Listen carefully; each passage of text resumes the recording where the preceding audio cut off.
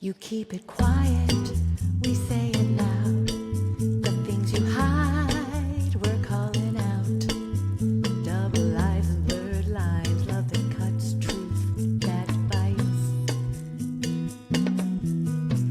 Sex, secrets, and a little sass. Nothing stays buried when you drop the mask. We're the Gen Sexers, no shame, no filter. Just the truth, but hotter. Hello. Welcome to another episode of Sex, Secrets, and Sass. I almost said Sex in the City. I'm Angie. And I'm Krissy, and we are the Gen Sexers. I'm Krissy, and I am a therapist in private practice in Scottsdale, Arizona. And I am Angie, also a therapist in private practice in Oak Park outside of Chicago. One of my friends from college, she texted me and she's like, I am so proud to be part of Generation Sex. And I was like, We started a movement, Angie. Yeah. We started a movement. I love it. I love it too. So anyway. Episode 3. And we have decided we have several episodes recorded already that are wonderful interviews with other fabulous women, but we're bumping them for my story because it's time for me to talk about my story. Yes, indeed. And my journey to becoming a therapist and why I work with the niche I work with. Yeah. So, where do you want to start? Oh, goodness. Where do I want to start? Well, as many of you know who listened to our first episode, I had a short stint as a singing stripogrammist when I was living in Texas during my first grad school. And that was really fun. I had a great time doing that. It was also a secret. I didn't tell any of my family, the man I was dating at the time. Nobody knew I was doing these stripograms. And looking back, it was so G-rated, right? I stripped down to a bikini. But in my mind, it was so scandalous that I was doing this. So anyway, after that, my husband, I got married my last year of grad school, my master's in music. And we got married right after grad school and moved to New York immediately. We both worked various retail jobs. We were both musicians, but it was hard to find work in a new city, especially in New York, where it's so competitive, right? And I did get some jobs doing some musical theater, like some off Broadway stuff, and some regional theater work. And we grew apart. He and I grew apart and divorced. I'm going to say we separated maybe after a year and a half. It was a short-lived marriage.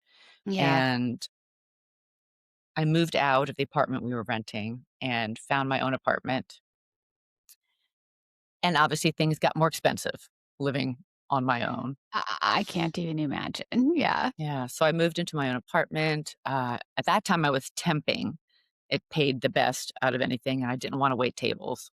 So I was doing temp work while I was auditioning a little bit here and there.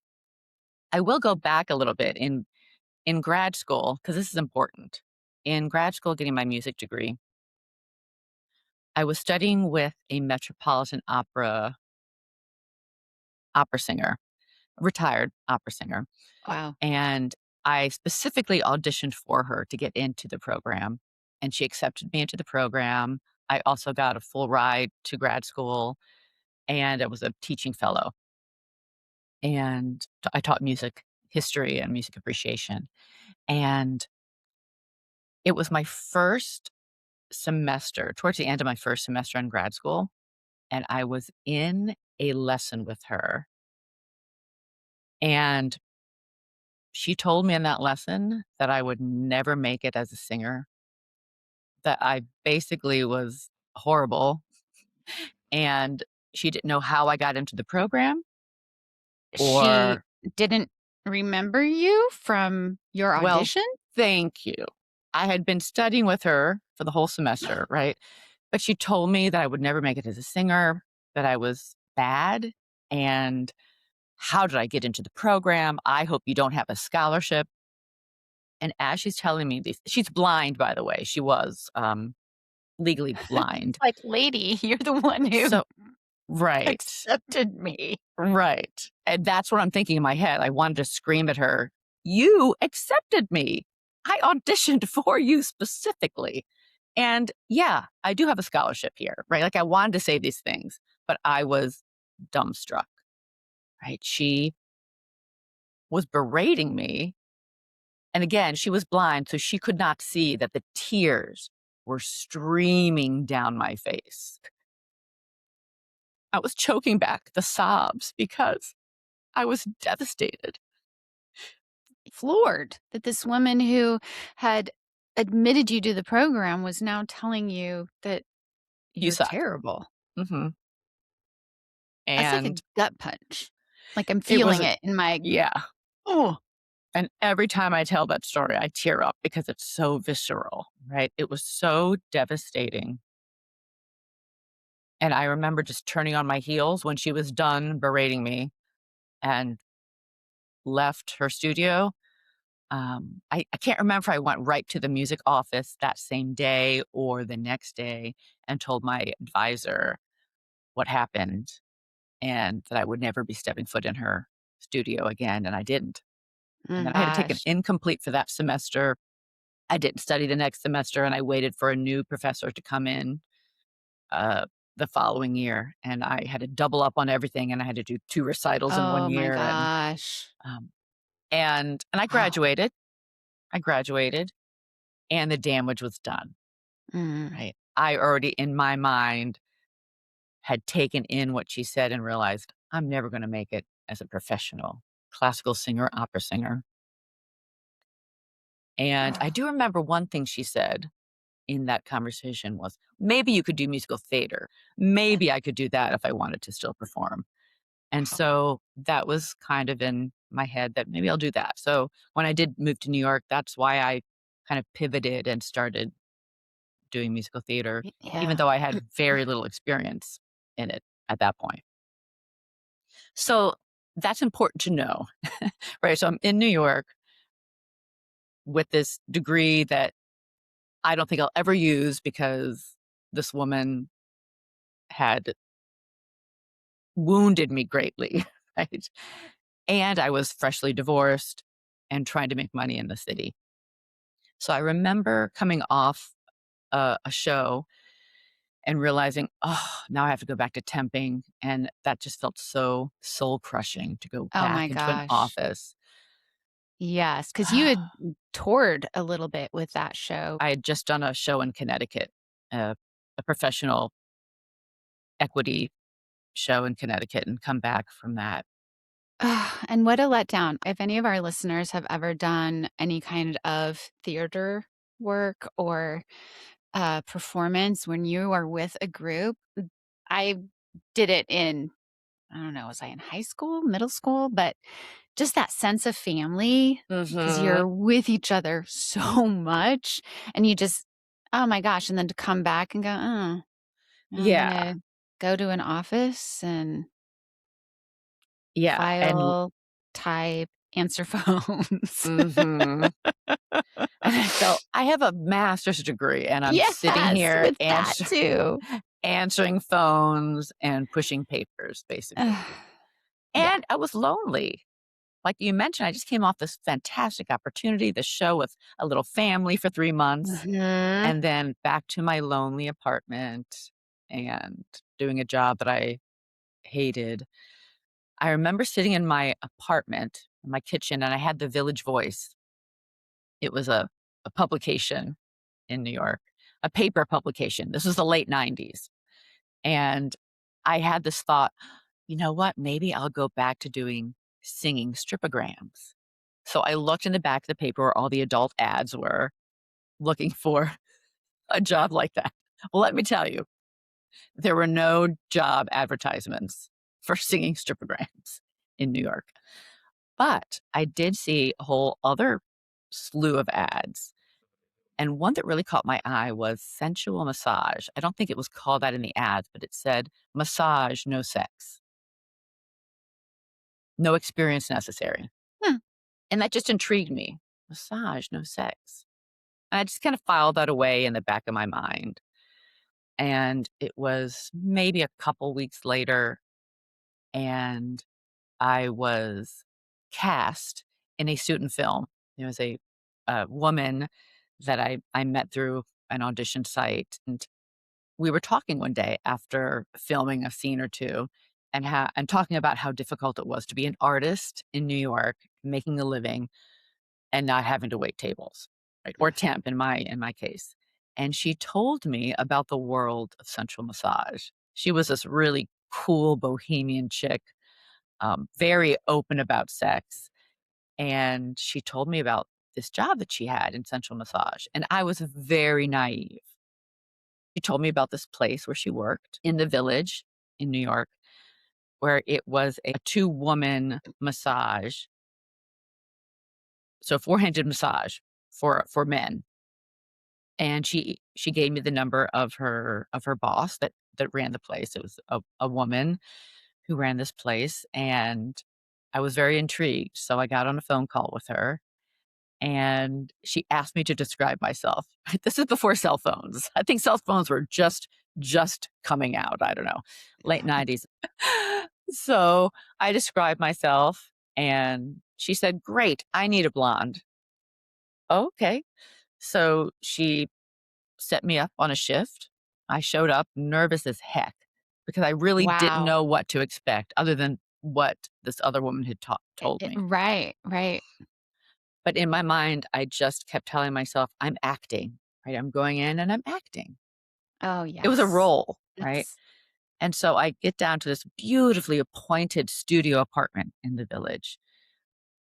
There was a massage table in the middle of this beautiful, huge studio with gauze and flowers and candles. mm, And then the bathroom, which is right off of the, the studio, was a sunken in bathtub, also with candles and beautiful artwork. It was really beautiful. And the woman that I was working with was kind of the matriarch, if you will, of this place. And she was in her 50s, beautiful, very much like Susan Sarandon. And wow. she took me under her wing and told me what to expect. And she was so sweet. And she asked me, "So what name do you want to use?" It's fun. So I thought about it and I came up with the name Claire because I loved Debussy's Claire de Lune. It's one of my favorite piano Mm, pieces. And mhm. so I just came up with that on the spot, and that name stuck with me. The men would come in, we'd have them undress, and we'd bathe them in this beautiful sunken tub, which worked in our favor because we got them clean as well as pampered them, right? It's a dual purpose. And then we would get them on the massage table and they'd lay face down and we would massage them and then turn them over and massage them. And then they would get a happy ending, a manual happy ending. Wow. Okay, Hmm. I'm just curious because as I'm thinking of massage, Hmm. was it like you were on either side of them, or was someone at the foot and someone was at the Hmm. shoulders? Yeah, you just Or kept walking around the table. One oh, person would take okay. the top half, one person would take the bottom half, then you'd switch, or one person would take the left side, the right side. Yeah, Just just got in sync. you just flowed. Hmm. I'm just curious because I had not been familiar with sensual massage. I thought it was something that men wished they could get. And, people joke, oh, Mm. did you get the happy ending or whatever. Right. That is another episode I want because there is something about that being so relaxed that Hmm. orgasms come easy after that. Absolutely. Um, Hard to say it was personal experience. Anyway, like, was it like both of you doing the happy ending? Did you draw straws before? Like, Rock, paper, scissors.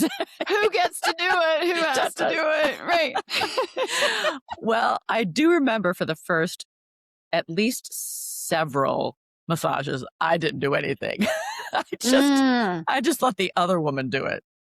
Yeah. I was a newbie. I was kind of taking it all in. The first few times, I didn't even touch their penis. I just let the other person do it. And then, through watching, I just did it. So, yeah, sometimes we would take turns, sometimes we both, just whatever happened in the moment. And I'm assuming since there were 2 of you in the Mhm. room, there really wasn't a chance for, one of your clients to be inappropriate. No, that was a great thing about having 2 Yeah. of us. It Y felt much safer, much yes, I could safer. imagine. Mhm. And the woman who ran the place, who owned the place, she was very, very straight with us about boundaries, right? She said, "You have the right to say no and set boundaries. Don't let them get away with anything." And that was Mhm. really great. Um, And quite, um, early for women's time in terms mhm, of setting boundaries with mhm, advances from men, because you and I mhm, grew up in an age of, oh, they might do or say something inappropriate, and just, brush it off and ignore mhm. it. Right, exactly. And her rule was if we allowed light touching, we would say that a light touching is allowed, which means a hand on your side or hand on your lower back.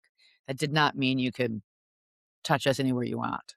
Mm, We definitely had plenty of men over the time I was in the industry that would try more. yeah, And you had to keep reasserting your boundaries. One of yes. my favorite lines over the years telling clients was, that's a different service. If you want right, if you want boyfriend experience, that's a different service, and we do not offer Oh, that. wow, okay. Mhm. We would be very, very upfront. This is not full service. If you Mhm. want that, good for you, and we are not your service providers. Yes, yes. So mhm. That had to have been very empowering for you because you were in your 20s, right? Yeah, at the time, I was in my 20s. Like, my Mhm. daughter is very comfortable setting her boundaries, with anybody, but at that point in time, being taught that you can say, no," wow, what a great skill to learn. Yeah, yeah, and I have really strong people-pleasing parts, and so that I was challenged many a time, right? Not wanting to piss somebody off, not wanting to hurt somebody's feelings, Yeah. and also trying to respect myself and my own, needs. A lot of times it's a really fine line. Yeah. Yeah, great insight. Mhm. Yeah. The first day I left a shift, shifts were 5 to 6 hours. I walked away with hundreds of dollars. I want to say six to $700 in one shift. And that was more than I was making temping for an entire week, right? 40-hour week. And so I was sold. I was like, I I am am done. sold. Yeah. This is my job. Yep. Mhm. So I think I called the temp agency the next day and said, you can take me off the roster. I found other work. Mhm. See And ya. see ya. And the idea was I was going to do it temporarily, right? I just wanted to do it for a period of time to get back on my feet, be able to pay some bills off. And I did. Right? I was able to pay off my student loan from my undergraduate Oh in my record gosh. time. I started a little nest egg, right? I started an IRA for the first time. Wow. Um, so so my idea going into it was again just to pay off some stuff, build some money. I still had this idea I wanted to be a performer, but again, I didn't have the confidence necessarily that I needed. So over time, I got addicted to the cash I was making, Of course. and the more I was working in the industry and making this money, the further away I was getting from performing. and the less confident I was feeling about auditioning because I wasn't doing it as much, right? Mhm. Mhm. Makes Yeah, sense. yeah, It's and amazing how addicting, and not in the addiction sense where you're craving it kind of thing, but just mhm, to be earning so much money mhm, in a little bit of time, really. mhm. I worked Um, maybe 3 shifts a week, 5 to yeah, 6 hours at a time. Mm. It was pretty fantastic. especially in your 20s, that's pretty good. Yeah, and that became my whole world, right? So I was Mhm. making that was how I was making my money. That's how I made friends, women in the industry, women that I worked with, right? I didn't have much of a life outside of that. And at one point, I realized that. Did your And family know? no, good Okay, question. Good question. Nobody knew at this so point. nobody knew. No, Right, no, no. Nobody okay. knew.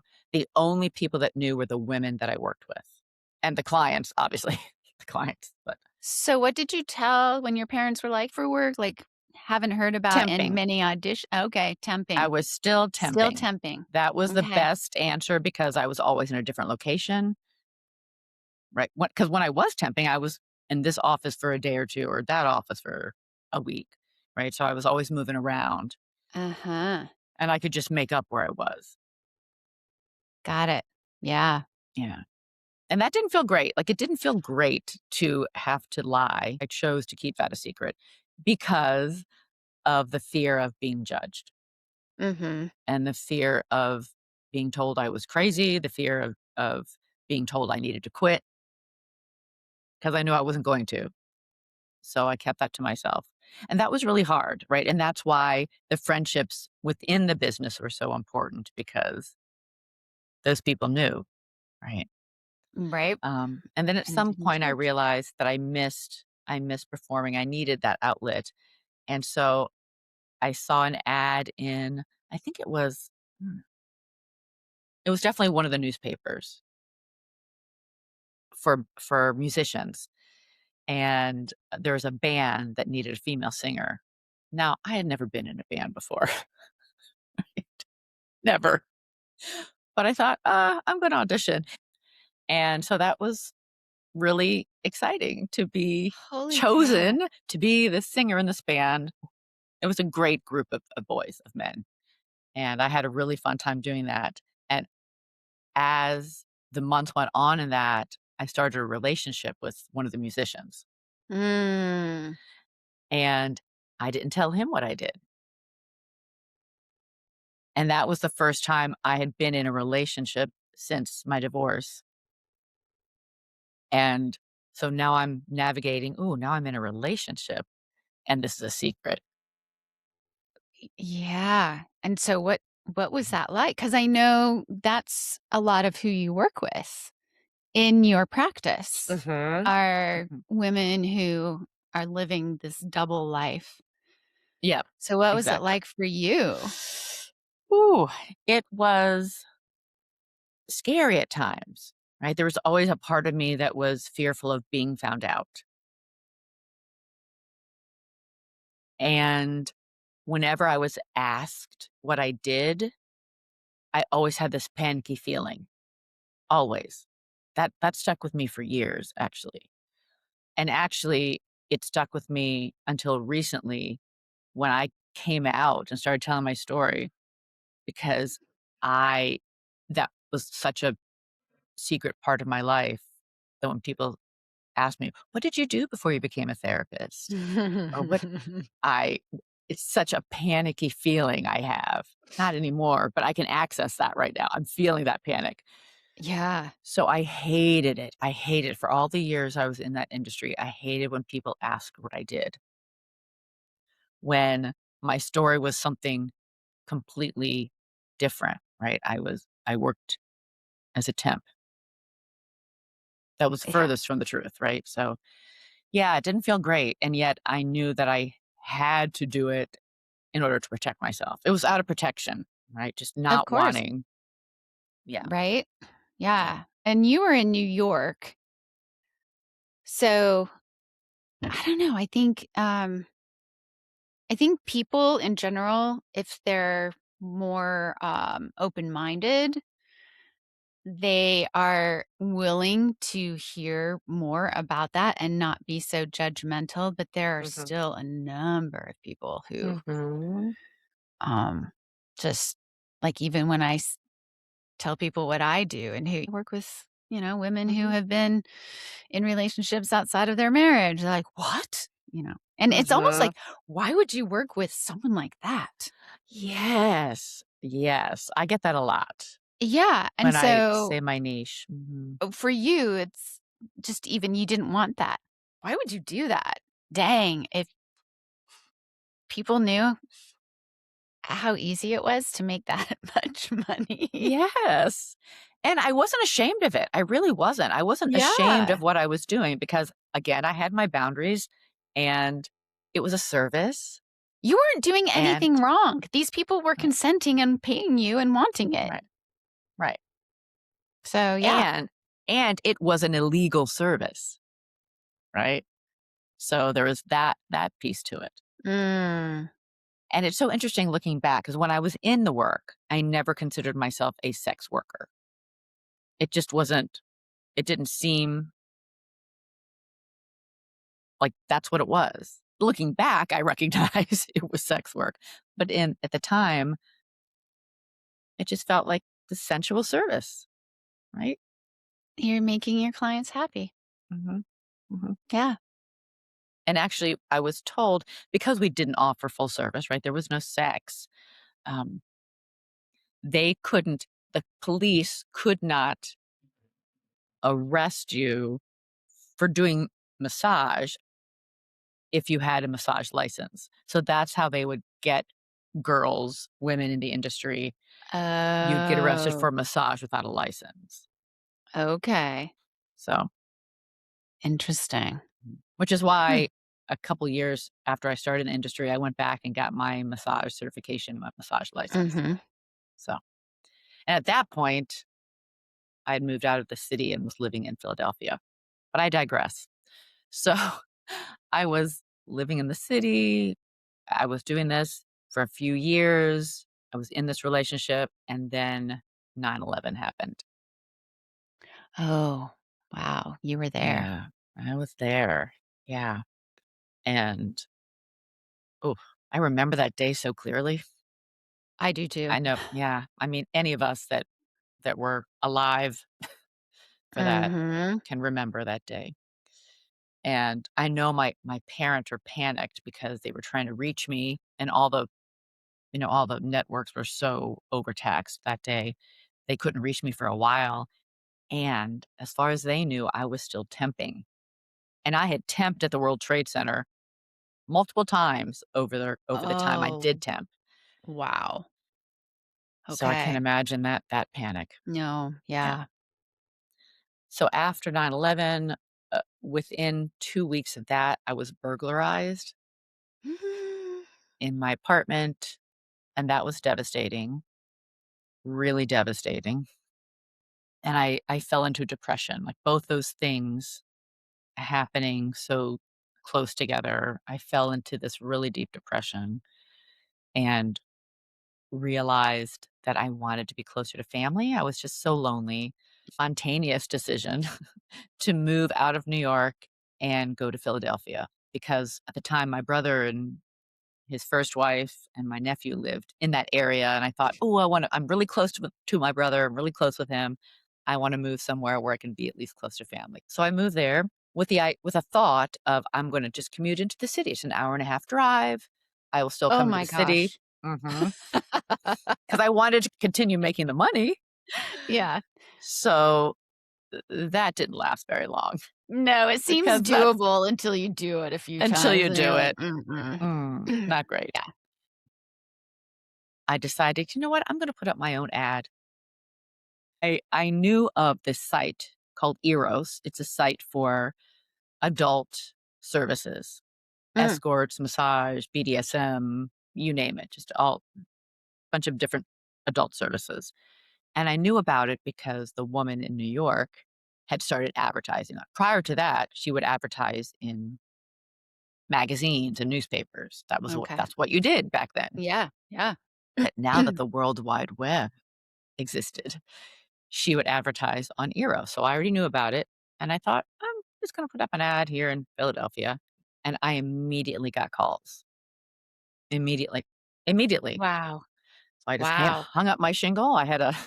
It's so crazy looking back. I had a two-bedroom apartment in the Philadelphia suburbs. And so one bedroom was my bedroom and the other bedroom was my spa, my massage room.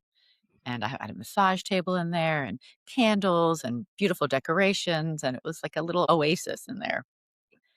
I took a lot of my inspiration from this From woman that I worked her. for. Yeah. Mhm, mhm. Yeah. How did you vet your clients to make Yeah, really good sure? question. So, the first step was my ad, right? My ad had to be very clear on what I offered and what I didn't offer. I priced myself so that, the riffraff wouldn't find me. Mhm. And I I played up the service they were gonna get, right? I said, "You're gonna have great conversation with an educated woman." At that time, I had my massage certification. You actually get a legitimate Uh-huh. massage, and you're pampered. The way I worded it, it came across very upscale, like this was an upscale service. Yes. And so, did I get people calling that were definitely not a good fit? Yes. It was an instinct. Maybe the years that I worked in New York, watching other women handle the screening, it was mainly I just Yeah. relied on my gut. And I was very lucky. Like looking back, I was very, very lucky that nothing bad ever happened. Yeah, right. I And mean, I'd gone from working two girl massages to I was an individual now yeah, offering this in my yeah. home. Like I think back and you're so stupid, Chrissy.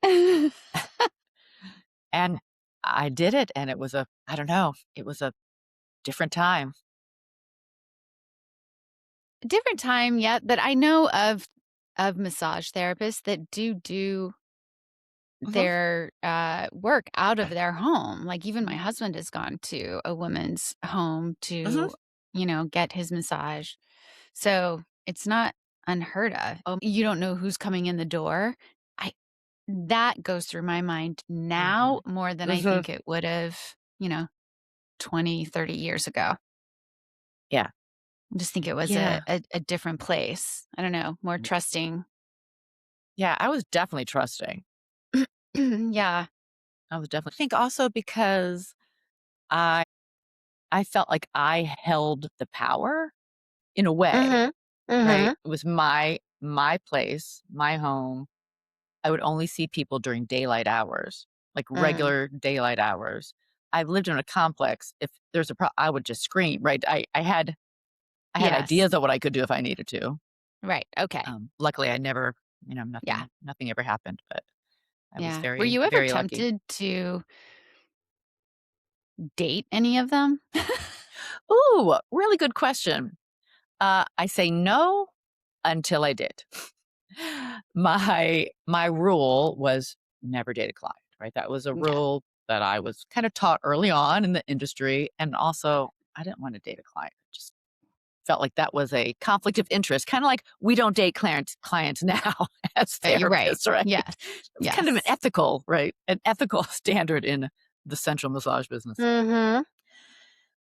And then one day I was living in Philadelphia. I was still very depressed. I was gaining weight, slowly Mm. gaining weight. My brother was moving from Philadelphia to Virginia, and I didn't have friends. I didn't have a network of people in Philadelphia. So this man came in for a massage, very kind of boy next door, cute, quiet, shy, very kind. He seemed really kind. He asked me out the next day. He sent me an email after a massage. He enjoyed the massage and wanted to know if I would go out to dinner with him. I turned him down. I said, "Thank you for the invitation, but I don't date clients." I think he came in another time. and again asked me out, same thing. He clearly wore me down because the third time I said, "Okay, okay, I'll go. Yeah. What's the harm? I'm going out to dinner." Right? He seemed nice and shy. So my thought process, looking back, I know was, why not? I'm lonely and depressed, and I have no Mhm. friends. So why not? It's only dinner. And then I think the more enticing thing was, hmm, I'd be going out with somebody who knows what I do. So that Oh, was, good hmm, point. yeah. I mean, he asked me out 3 times, so in my mind, he didn't have an issue with what I did. And I went on a date. It was lovely. We had a lovely time, great conversation, and I can't remember if it came out in that conversation or a later one that he respected what I did. It was a service, and I had boundaries, and no issue with it. So we started dating, boyfriend and girlfriend. And at first, it was really great. Just knowing I was with somebody who knew, it was so freeing. Family still didn't know. They knew I did massage at that point. They knew I had my own business. So that felt, okay, I'm getting closer to being fully integrated. Yeah, It yeah. felt a step closer to being honest 'Cause you and weren't lying. right. I just wasn't sharing the The full ending. extent of my business, right? Right. So within a month of dating, he wanted to move in. A month? A month. Yeah. It was a month-ish. And my immediate answer was no, right? Red flag, Uh, for many reasons. 1, we've only known each other a month. yes. 2, I work from home. How is that gonna work, Oh, right? yeah. 3, he's never lived alone. He went from living with his family, his parents, to being married for 10 years to living with his parents. So he had never lived on his own. And my opinion at the time, and still is, please live on your own first to experience what that's like before getting into a Uh, live-in relationship. right. That's just my opinion. Good Okay. question. Yeah, I mean, to each his own, right? That's right. So those were the 3 reasons why my answer was no. And then shortly thereafter, he came to me with medical records. He'd just seen the doctor for headaches, and he had been diagnosed with a brain tumor. And I was like, "Oh my god. Okay, we're gonna get through this, right? Oh, wow. Yes, of course you can move in. We'll figure this out. We'll just figure it out." And so he moved in. Maybe a week later, don't you know, his records were mixed up with somebody else's, and he didn't have a brain tumor after all. Okay. So my gut feeling was, "Oh my god, he just played me." He totally lied about having a brain tumor. That was my initial gut reaction, Yes. right? Something just didn't sit right with me. And yet, I couldn't prove it. I know I asked it in a way that was giving him an opportunity to come clean, Mhm. right? To say, "Yes, I manufactured this because I just really wanted to move in with you." And so a part of me knew that he was lying. And there was a part of me also that thought, wow, he must really love me if he's willing to lie on that level. Looking back, so stupid. But at the time, I Well, had then you so also many, had your people-pleasing part of you that 100%. didn't wanna hurt his feelings by kicking him back out, and Hmm. that's a strong Yeah. part. And also the part that said, what if he's telling the truth? What if I'm just being so skeptical here? Mm, Right? This tiny part, but that part existed, right? The one that right? was, I wonder, could be true. And then the part that still really loved the idea of being with somebody who knew what I did. That That was that probably was a very loud huge. part. Yeah. Mhm. And so I stayed in that relationship for 5 years, and there were red flags galore, starting with that first red flag. One by one, I would ignore them and or take them in, file it away, and decide to continue because of the fact that he knew what I did.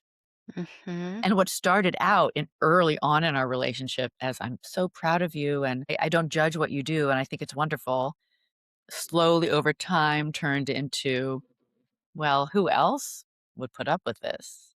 Who else would be as kind as I to allow you to do this? Oh, Which then which wow. then over time turned into nobody else is going to love you because you do this, you realize. Which then turned into after a really huge fight when I discovered something else that was a huge lie. He said to me, "You don't want your family finding out from me. You don't want them to hear it from me," something to that effect. And that was a gut punch. Yeah. He threatened to tell my family, and I saw red. I was scared shitless. I was scared.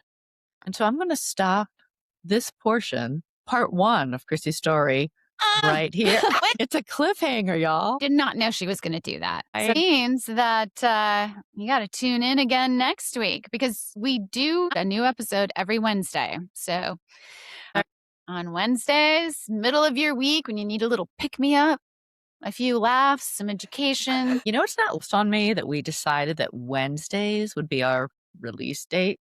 It's because it's hump day. I just realized that. That's so apropos. I love that. Oh my god. We're going to say a new episode every hump day. I like that. Thank you for interviewing you. me. And I just want to help other women that have been in similar situations or Yeah. are in similar situations and hoping that my story resonates with somebody out there. So thank Yeah. you for allowing me the space. Be sure to subscribe, folks. Whether you're watching on YouTube or listening on Apple or Spotify, be sure to like, subscribe, See you and we next will week. see you next week. Bye. Bye.